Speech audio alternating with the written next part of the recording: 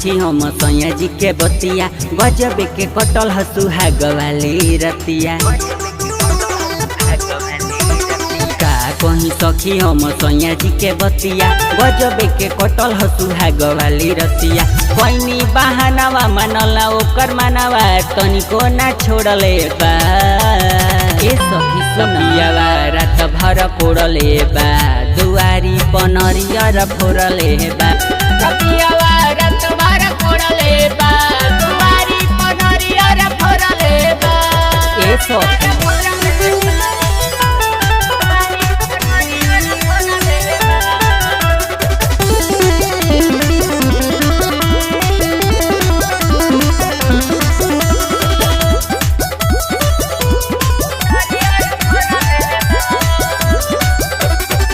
पैसन मरद सखी हमरा हुमिला पहले बाऊ तो जवानी के ढीला जवानी के ढीला। पैसन मरद सखी हमरा हुमिला पहले बाऊ तो जवानी के ढीला जवानी के ढीला। कितना ले कहूं धके हमके कोरावा कइले बा भोरावा खूबे झक झोरले बा।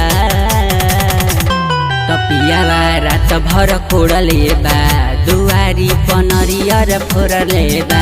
तपियावा रात भर कोड़ले बा दुआरी पनरिया फोड़ले बा। कैसे कहीं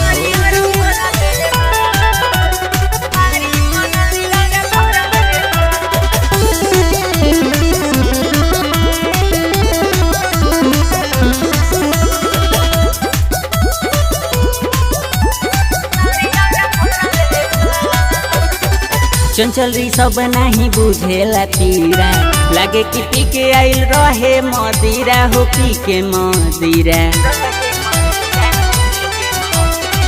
अभय राहुल नहीं बुझेला पीरा लागे कि पी के आइल रहे मदिरा हो पी के मदिरा। साथ में मिलल बा केतना ले कहीं डलले बा रही दही हमार घरले बा।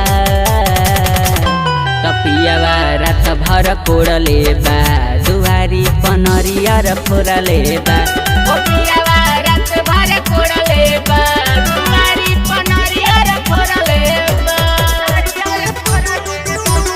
का कहीं सखी हम सैया जी के बतिया गजबे के कटल सुहाग वाली रतिया। कोई बहानावा मनला ओकर मानवा तनिको ना छोड़ले बा। ए सखी सखियावा रात भर कोड़ले बा दुआरी पनरिया फोड़ले बा। सखियावा रात भर कोड़ले बा दुआरी पनरिया फोड़ले बा। केतना ले कहीं बड़ा बाउर मिलल बा।